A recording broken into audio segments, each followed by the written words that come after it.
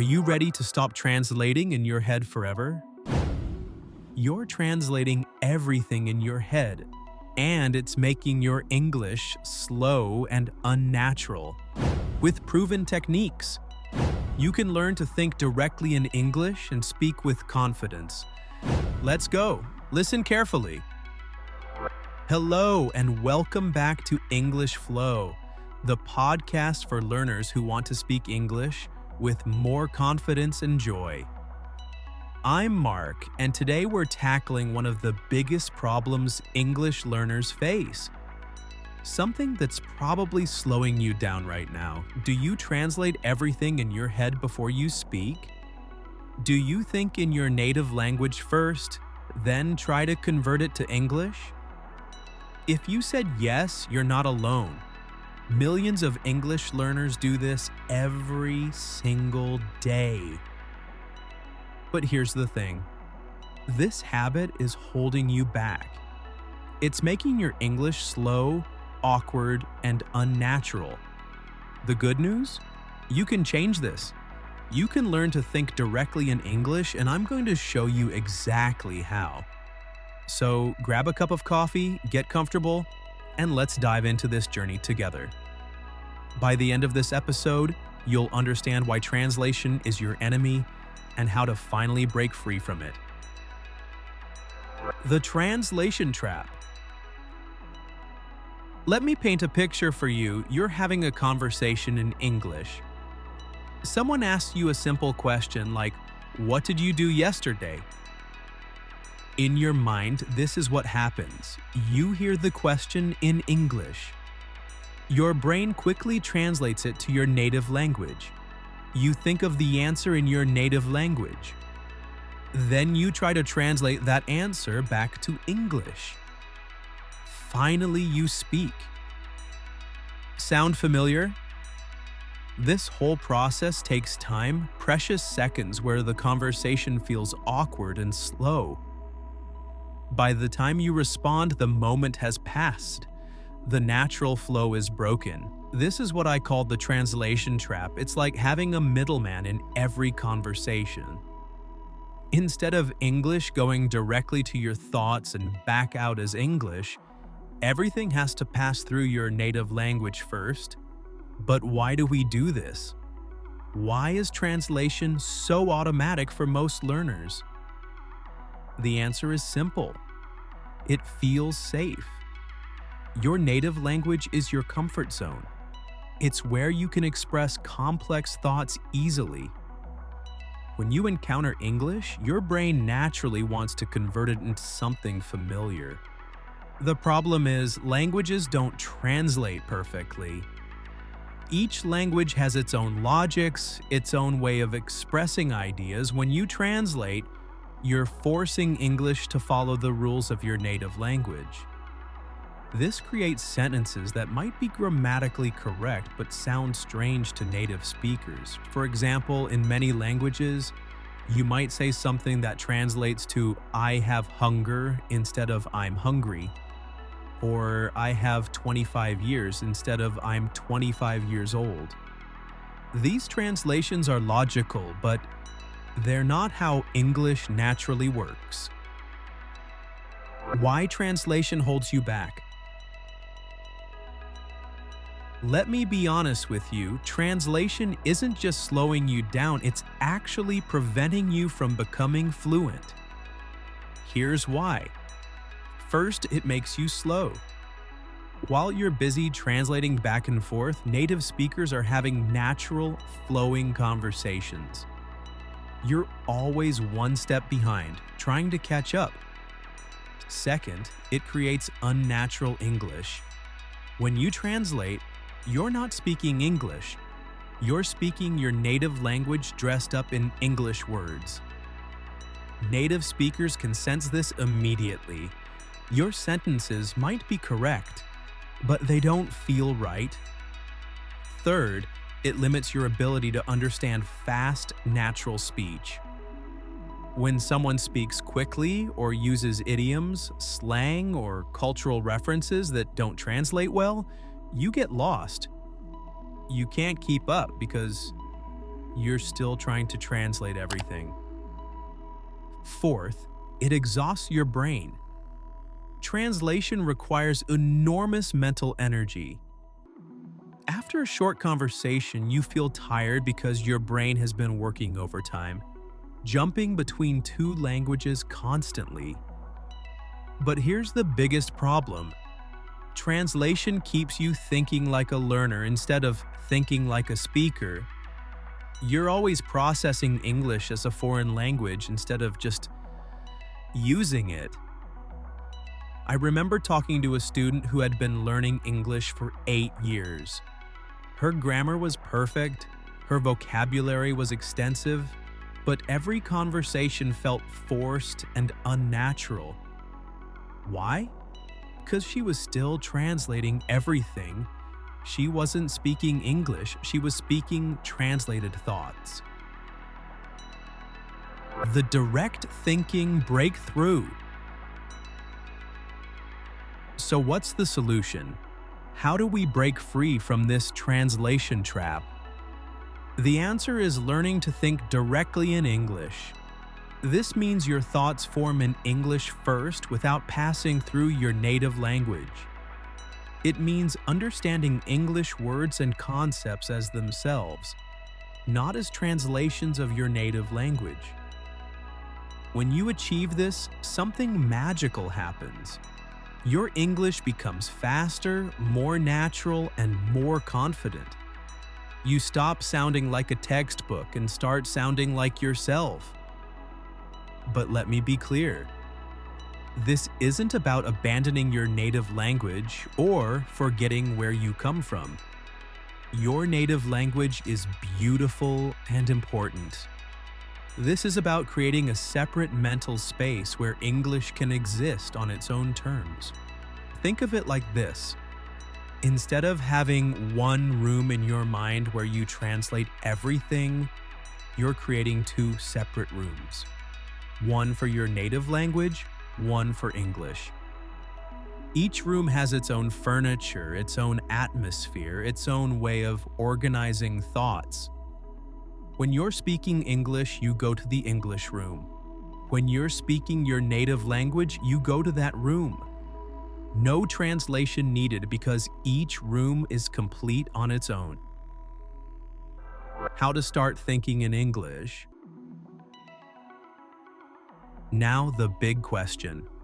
How do you actually make this happen? How do you train your brain to think directly in English? The truth is, this doesn't happen overnight. Your brain has been using translation as a crutch for a long time. We need to gradually teach it a new way of processing English. Here's my step-by-step approach. Step 1. Start with simple internal dialogue. Begin by having simple conversations with yourself in English. I know this might sound strange, but it works. When you wake up in the morning, try describing what you see. I see sunlight through the window. I feel tired. I need coffee. Don't worry about perfect grammar or complex sentences. The goal is to get your brain used to forming thoughts directly in English, even simple ones. Step 2. Stop mid-translation. When you catch yourself translating, stop. Take a breath. Instead of finishing the translation, try to think of the English word or phrase directly. Even if you can't find it immediately, resist the urge to translate. This feels uncomfortable at first, but it's necessary. You're training your brain to reach for English first instead of your native language. Step 3. Learn words in context, not translation. When you learn new English words, don't immediately look for the translation. Instead, learn them through examples, pictures, and situations. If you learn the word cozy, don't think of it as a translation of your native word. Think of it as the feeling of being warm and comfortable in a small, inviting space.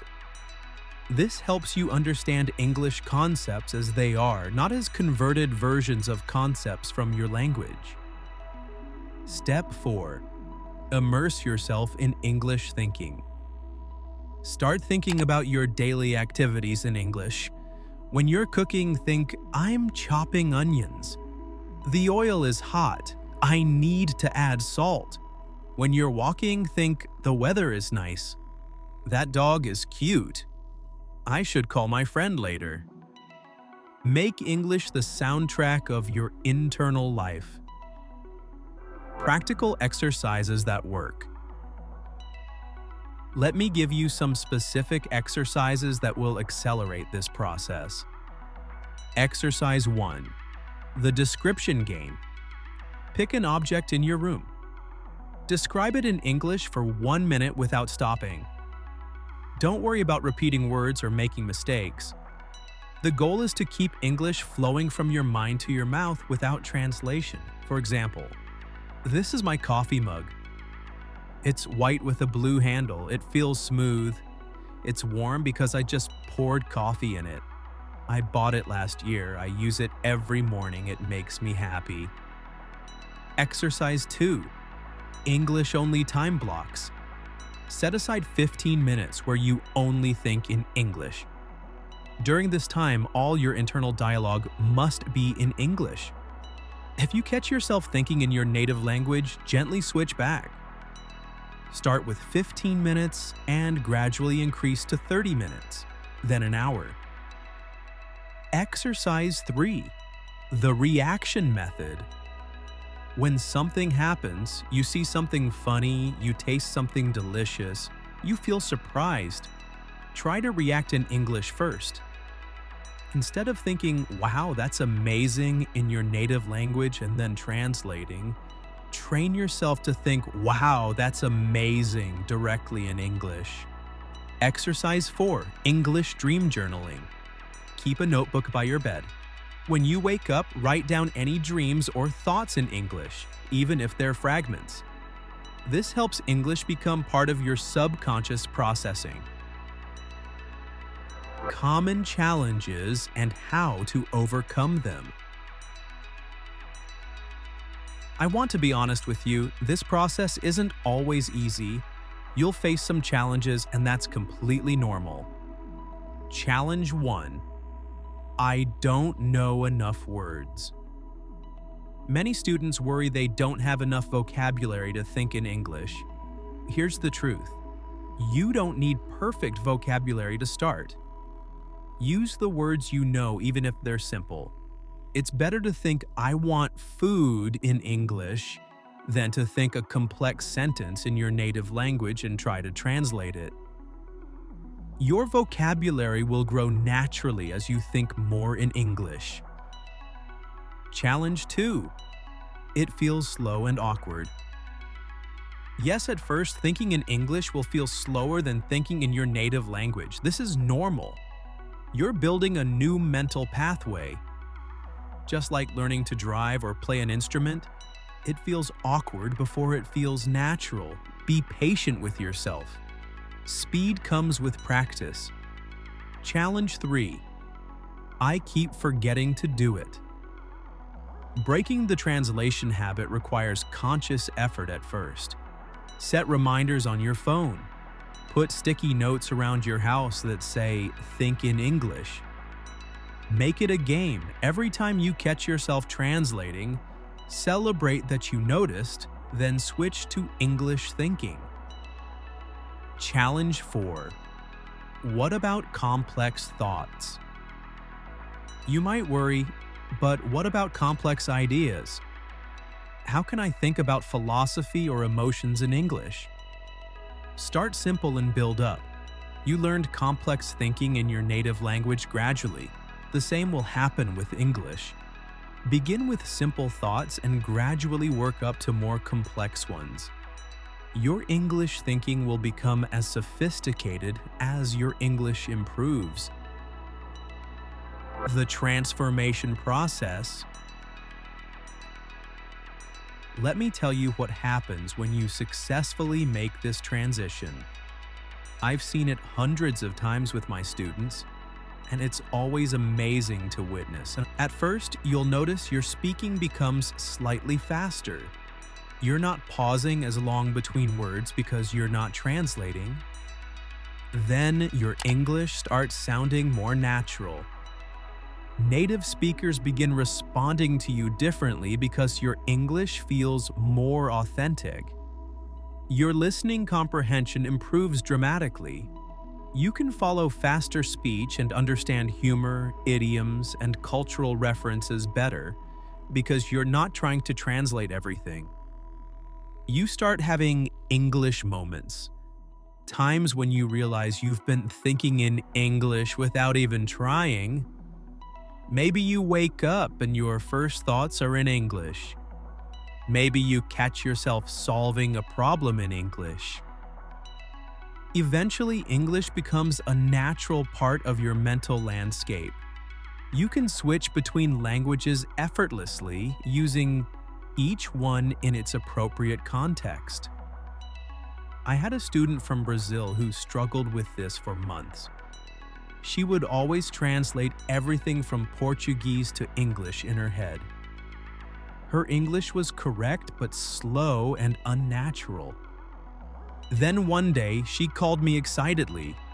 She had been cooking dinner and realized she had been thinking the entire process in English. I need to chop the tomatoes, the water is boiling, this smells delicious, without any translation at all. That was her breakthrough moment. From that day forward, her English transformed.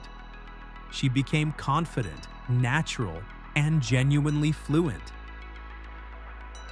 Your English identity. Here's something most teachers don't talk about. When you stop translating and start thinking in English, you're not just changing a language habit. You're developing an English identity. You might notice that you express yourself slightly differently in English than in your native language. This is normal and actually wonderful.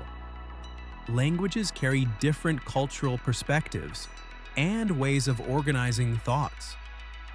Your English-speaking self might be more direct or more polite or more humorous than your native language self. This isn't losing who you are. This is expanding who you are. Think of it like having different outfits for different occasions. You're the same person whether you're wearing casual clothes or formal clothes, but each outfit brings out different aspects of your personality. Your native language is one expression of who you are. Your English is another expression. Both are authentic. Both are you. Building your English mental space. To truly stop translating, you need to create what I call your English mental space, a part of your mind that operates entirely in English. This space has English memories, English emotions, English ways of organizing information. When you're in this space, translation becomes unnecessary because everything is already in English. How do you build this space? Through experiences.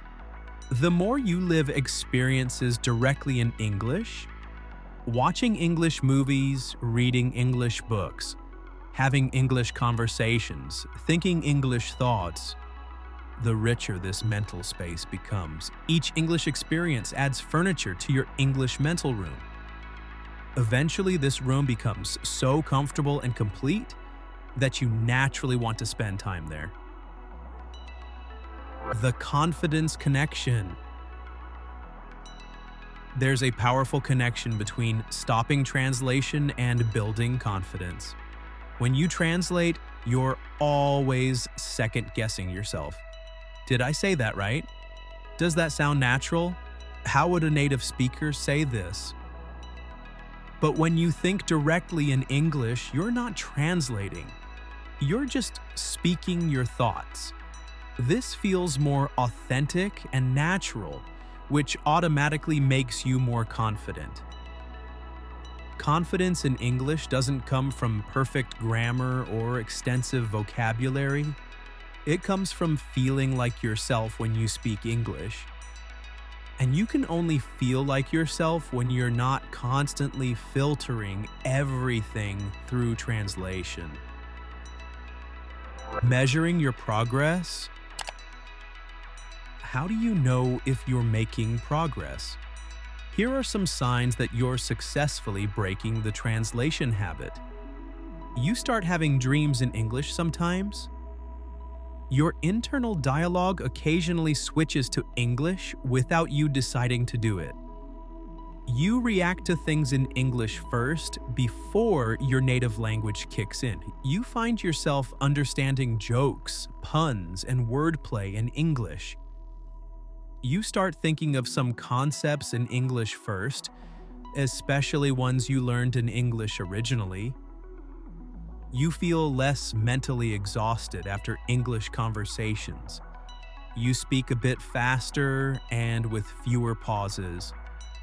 Most importantly, you start feeling more like yourself when speaking English.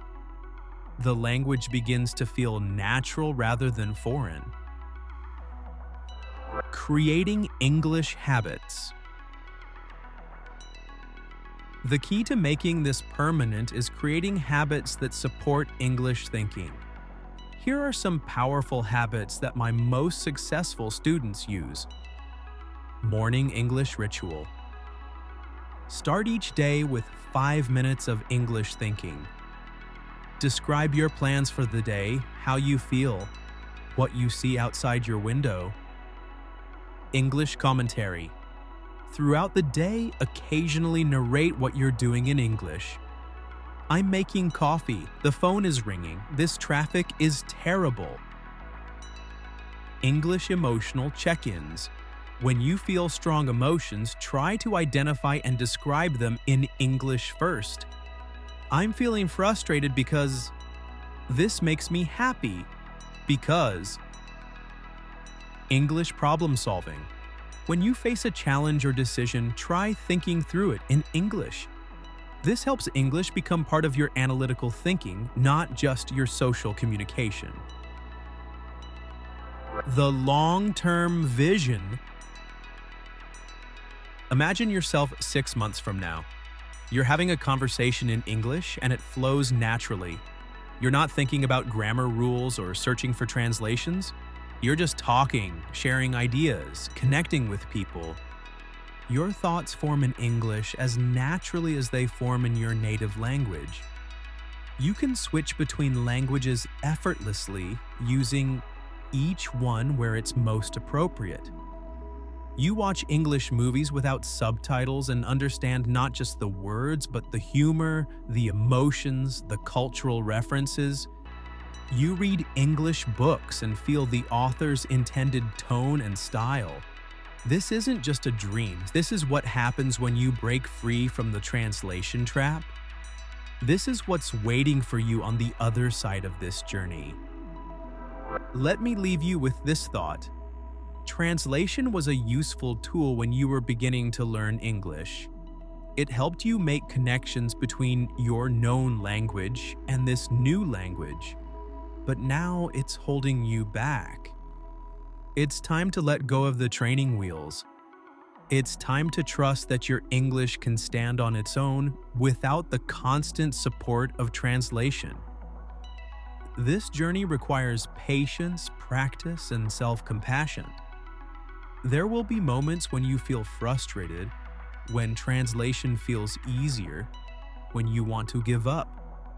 That's normal. Push through those moments. Remember, every time you choose to think in English instead of translating, you're building new neural pathways.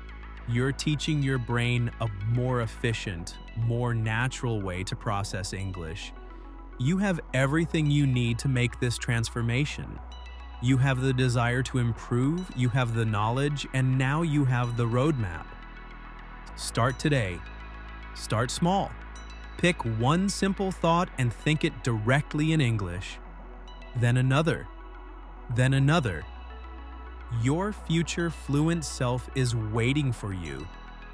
The version of you that thinks, dreams, and speaks naturally in English is already there, just waiting to be unleashed.